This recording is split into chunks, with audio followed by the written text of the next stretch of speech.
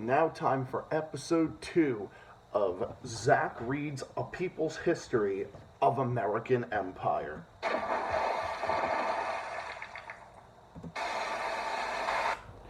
What's up, everybody? It's Zach the Celtics guy here, back with another video, and here with episode 2. And now we're on chapter 3, because I read chapter 1, and then while I was reading chapter 1, I was like, I think I want to turn this into a book series.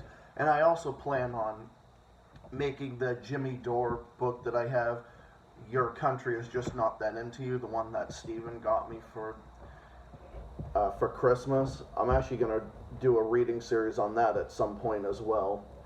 So now I'm on chapter 3, the invasion of the Philippines.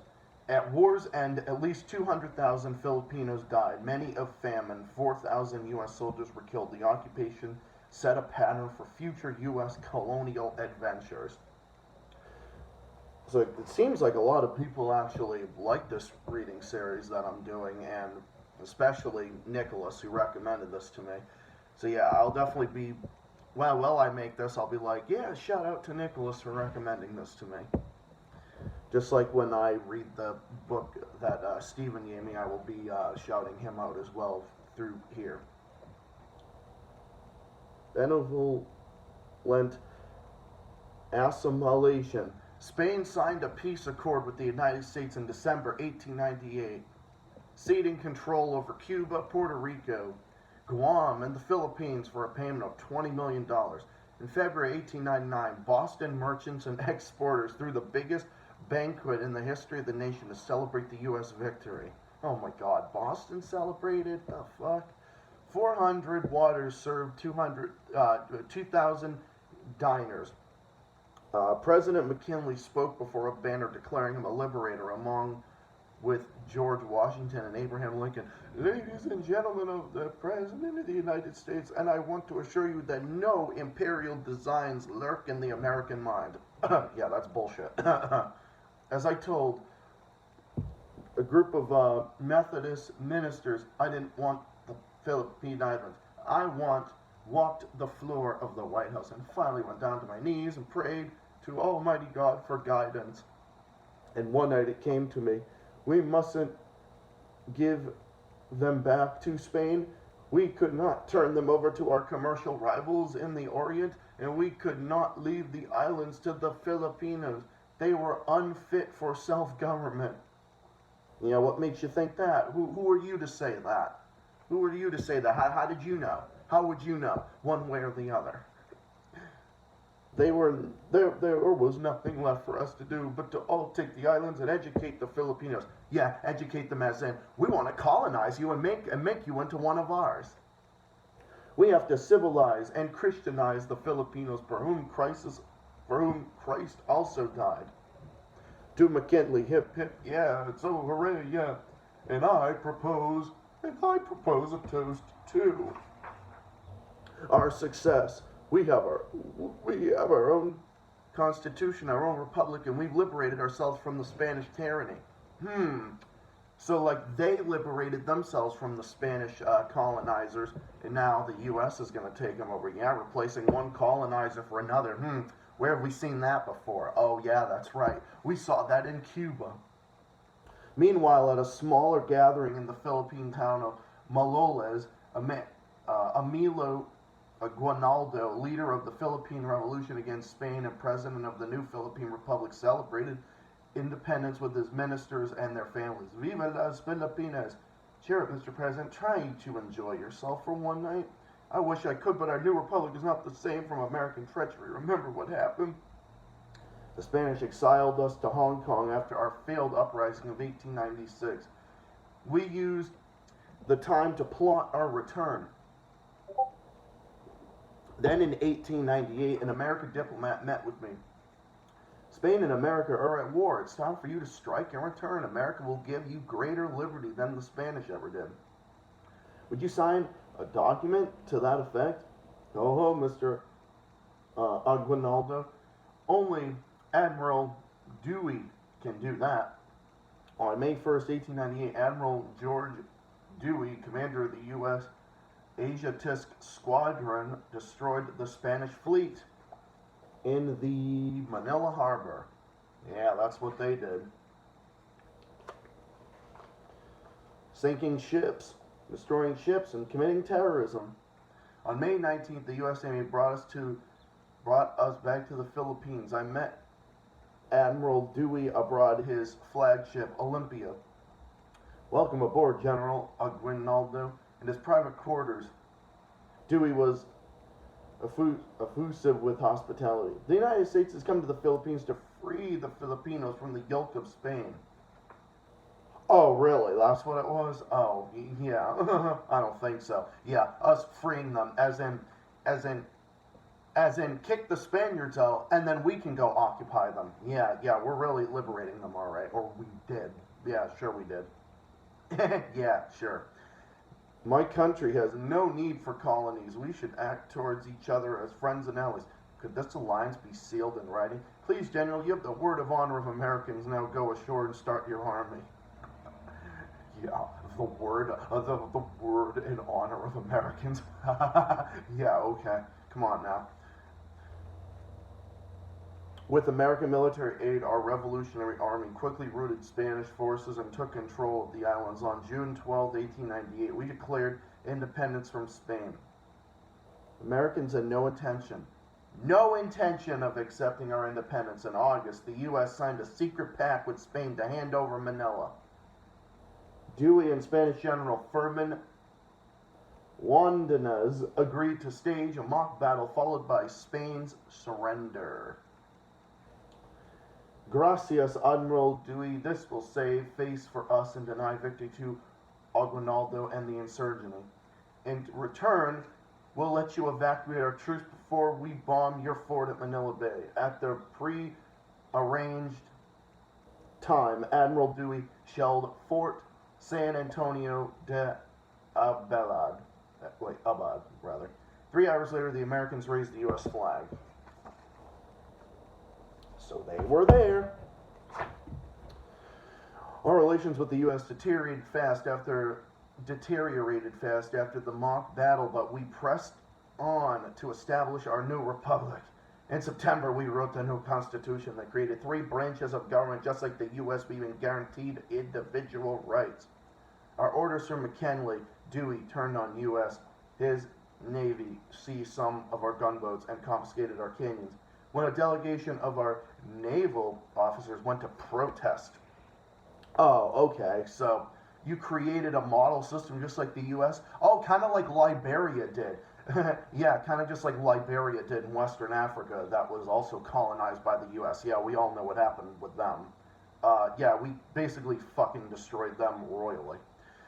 Our orders from McKinley, Dewey turned on U.S. Oh, I already read that part. And signed, seize that boat and bring the captain aboard. You're flying unauthorized colors. That's a flag of the Philippine Republic, sir. Silence! Your flag is a piece of bunting to me. No more than a yacht pennant. We'll even get with you. What? Sailor, throw that man aboard. And then basically threw him aboard. Basically murdering him, unless he knew how to swim. When I see you boys in this bay again, I'll blow your tubs to pieces. Oh, I guess he hitched a ride on the boat there. Okay. By December, the Americans were negotiating with Spain to end the war. We sent the embassy Felipe Aguinaldo to the Paris peace talks. America's insulting reception gave new meaning to their open door policy. So that was the open. You can see there, that's the open door. Spain and the U.S. signed the Treaty of Paris on December 10th, 1898. 11 days later, McKinley issued a benevolent assimilation or proclamation. The American military governor posted a sanitized version throughout the islands, saying, notice, and then all that stuff. Our patriotic citizens tore them down. Their rage was doubled when we received a smug copy of the original. Look at this. The future and control, disposition, and government of the Philippine Islands are ceded to the United States. We come not as invaders or conquerors, but as friends. It should be the aim of the military administration to win the confidence, respect, and affection of the inhabitants of the United States. The mission of the United States is one of benevolent a simulation. The Americans are the true oppressors of nations and the tormentors of mankind. Uh-huh.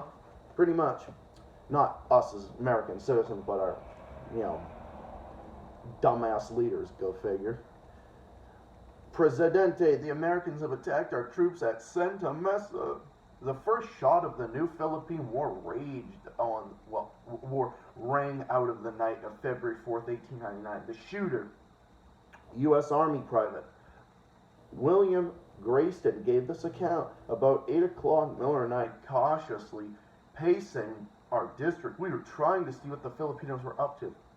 Trying to look around, like, oh, suddenly, near at hand on our left, there was a low but unmistakable Philippine outpost signal whistle. It was immediately answered by a similar whistle about 25 yards to the right. Then a red lantern flashed a signal from the blockhouse number 7. We had seen such a sign used before in a moment. It was a Filipino. It yelled out loud, "Halt!" Then he shouted back, "Halt!" When I thought the best thing I could do was to shoot him, he dropped. If I didn't kill him, I guess he died of fright. A fierce battle followed. Guinaldo appealed to the U.S. military commander in the Philippines, General Elwell S. Otis, to stop the fighting. Otis replied, "Fighting having begun must go on to the grim end." The grim end resulted in 4,000 Filipino troops killed. The Americans lost 250 men. The American people supported the war to liberate Cuba, but not to annex the Philippines. As a result, Congress contested ratification of the treaty with Spain, but the yellow journalists falsely reported that the Filipinos started the war, causing several wavering senators to vote for the treaty. On February 6, 1899, the Senate delivered the necessary 2/3 approval by just one vote. And then in this article here, it says, peace treaty is ratified, awful slaughter. Manila killed the Filipinos by testifying, killed 40 Americans, 40 Americans that were killed, and hundreds more here. Testifying later to Congress, U.S. General Arthur MacArthur, awesome name, admitted that the incident at Sand-Sasori was part of a plan to start a war with the insurgents. Republic or empire? What do you think? Empire, of course. Of course, an empire. So look at that. So basically, falsely reporting that the Philippines started the war. Oh, look at that. So we had media that was non-television, but newspapers and stuff. Oh, so we had ones that were lying about war too. Oh, okay. So, wow, they were even lying then. Interesting. Well, we should have expected that. The presidential election of 1900 became a battle of America's view of itself. Were we a republic or an empire? President McKinley, backed by business, supported keeping the Philippines. Democrat Williams Jennings Bryan, supported by workers and farmers, ran as an anti-imperialist and favored Philippine independence. McKinley considered his re-election a mandate for empire. Oh, so we had a Democrat that was anti-imperialist. Oh, God, God. Those were the days, weren't there? Those were the days. We will not renounce our part in the mission of our race, trusty under God, of civilization of the world. The Philippines give us a base at the door of all to the east. Albert J. Beveridge, U.S. Senator of Indiana. And after all that, the Philippines are only stepping stone to China.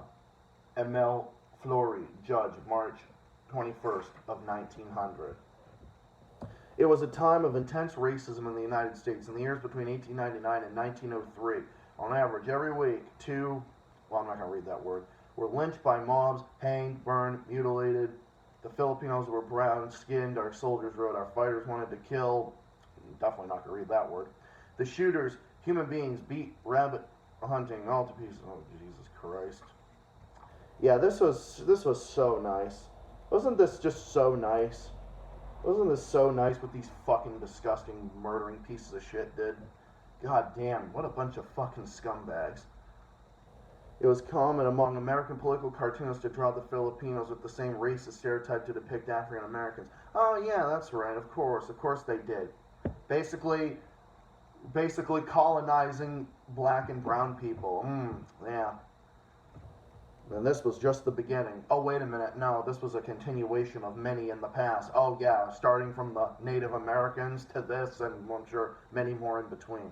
Black soldiers in four regiments fought in the Philippines with mixed reactions. Military life provided opportunities for success, denied them in society, but they were conscious of their role in a brutal war against the I'm just going to say people. The soldiers' letters home expressed this. One wrote, "Our racial sympathies would naturally be with the Filipinos, but we cannot, for the sake of sentiment, turn our back upon our country." I just feel sorry for these people. They just haven't been treated justly, and it makes me angry when the troops call them blank. Well, definitely a not so nice word, let's put it that way. At home, prominent black leaders spoke out.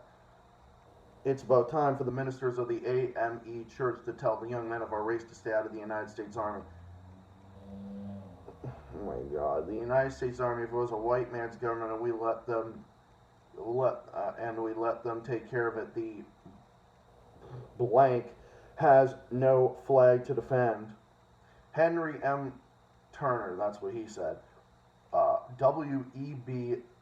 Du Bois believed that the racism of the war cut off the option of escaping oppression at home by emigrating abroad. Nothing has made emigration seem more hopeless in the recent course of the U.S. towards weaker and darker people in the West, Indies, Hawaii, and the Philippines. Oh yeah, because that's when we ended up, that's when we ended up taking Hawaii and colonizing them and making them a 50th state and a part of us. The politicians, however, defended the war, even when stories of atrocities began to leak out. In Manila, many major little-town Waller were accused of shooting 11 defenseless Filipinos on the island of Samar. Another Marine officer killed, and, reported. The major said that the General Smith instructed him to kill and burn, and said that the more he killed and burned, the better pleased he would be. Then it was no time to take prisoners, and he was to make Samar a howling wilderness. Major Waller asked General Smith to define the age limit for killing, and he replied, everything over 10. Oh, okay, so including killing children, huh? So as long as they're above 10. Wow, that's fucked up. Disgusting. Secretary of War Alu Root responded to the charges of brutality. The war in the Philippines has been conducted by the American Army with scrupulous regard for the rules of civilized warfare, with the self-restraint and humanity never suppressed. Teddy Roosevelt, who became president after McKinley was assassinated in 1901, also supported the war. This is a war to extend Anglo-American progress and decency. Anglo-American progress? You mean British imperialism as well? You mean that? So you mean British imperialism? That was about progress and decency? Oh, okay. Yeah, I can tell you, no, it was not. And many others can tell you that too. And then this guy said, decency? Charges of torture were common during the occupation of the Philippines, including the infamous water cure. U.S. intelligence officers defended as necessary to gather information. So yeah, a way to gather information, huh? A way to gather information. American troops used the water cure to interrogate Filipino prisoners, forcing water down their throats until they nearly drowned. Torturers then pound the victim's stomach to make them talk. Fucking God, what a fucking bunch of scumbags. Fuck all of you. Fuck every single one of you. Hope you all are fucking burning in hell. Pieces of shit. This editorial cartoon ridiculed the practice. Well, that's good. At least there was more dissent against us. The chorus in the background. Those pious Yankees can't throw stones at us anymore. William Walker, Life, May 22nd, 1902. Zinn formation during the War on Terror. Oh, so the War on Terror here. U.S. soldiers used brutal torture techniques such as electric shock and severe beatings. According to ABC News, they also used waterboarding. Oh, yeah. Abu Ghraib. Yeah, we remember that one. Where the prisoner is bound to incline for heat raised and head slightly below the knee. Yeah, we all know that part. That part might be, I don't want to read that part just for the sake of this. Well, we all know that this was just basically torture and they were doing horrible things. July 4th, 1902, President Roosevelt declared the Philippine-American War over. However, resistance to the U.S. occupation continued for years. And then fast forward to May 1st, 2003, U.S. President George W. Bush, one of the biggest war criminals in American history. That's me speaking. This is almost everyone at this point speaking. Declared the end of major combat operations in the Iraq War, yet the insurgency raged on. It's like mission accomplished. Yeah, we did what we did. Yeah. We did it. Yeah, we did it. Yeah, we completed this war. Now we're going to continue the wars in other places. Yeah. America. In the Philippines, the Moorists didn't surrender until 1915. I'll let Mark Twain tell the story. Great man. Great man. You probably thought all I did was write about Tom Sawyer and Huckleberry Finn, but I spent the last 10 years of my life fighting against the U.S. occupation of the Philippines as a member of the Anti-Imperialist League. Yes. Yes. Mark Twain was an amazing guy. This was when I wrote some of my angriest essays, including The Person Sitting in the Dark and The War Prayer. I was criticized for not being funny. In the southern Philippine Islands, a tribe of Malays called Maros, these were Malay from Malaysia, by Spaniards, fiercely resisted both Spanish and American occupation. By 1903, Moro resistance grew so strong that the U.S. had to decide whether to get them out or pacify them. The infant empire chose the latter. Washington called the Brigadier General Leonard Wood, a fencing partner to Teddy Roosevelt and a veteran of the campaign against Geronimo in Cuba. Oh, that name, Leonard Wood, scourge of the Apaches, and the Cuban insurrectos. No promotion ever satisfied him in the Philippines. He longed for a promotion from the brigadier to major general, and he cared little about how he got it. In March 1906, almost 4 years after Roosevelt declared the war over, Wood led the least dangerous battle that Christian soldiers of any nationality were ever engaged in. I called it Moro Massacre. The Filipinos called it the Battle of Dajo. A tribe of Moros had fortified themselves into a bowl of an extinct volcano called Mount Dajo. There were hostilities and bitter against us because we had been trying for 8 years to take their liberties away from them. In their presence in that position was a menace. The Moros numbered 900 counting, women and children. Our troops climbed the heights by devious and difficult trails and even some artillery with them. It was hoisted up a sharp acclivity by tackle a distance of some 300 feet. When they arrived at the rim of the crater, the battle began. General Wood's order was kill or capture the 900. Then an explosion. The battle began. It is officially by that name. Our forces firing down into the crater with their artillery and their deadly small arms of precision. The savages furiously returned to the fire, probably with brickbats. The official report stated that the battle was fought with prodigious energy on both sides during a day and a half, and it ended with a complete victory for the American arms. Of the 900 Moors, not one was left alive. Apparently, our little army considered they were authorized to kill or capture according to taste, and that their taste reminded what it had been for 8 years, the taste of Christian butchers. Well, they were butchers. These people were. President Roosevelt commended General Wood. I congratulate you and the officers and men and your command upon the brilliant feat of arms, wherein you and they were so well upheld the honor of the American flag. Basically, this was a skull and crossbones, because that's what it represented, essentially. Honor the flag indeed. Depend 900 helpless and weaponless savages in a hole like rats in a trap, and massacre them was no brilliant feat of arms. Our unified assassins had not upheld the honor of the American flag. They had dishonored it. Well, yeah, they massacred and colonized a bunch of innocent people. Yeah, that's a big dishonor. I suggested a new flag with the white stripes painted black and the stars replaced with the skull and crossbones.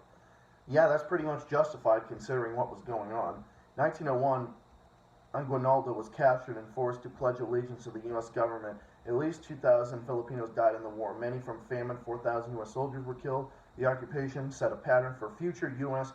colonial activities.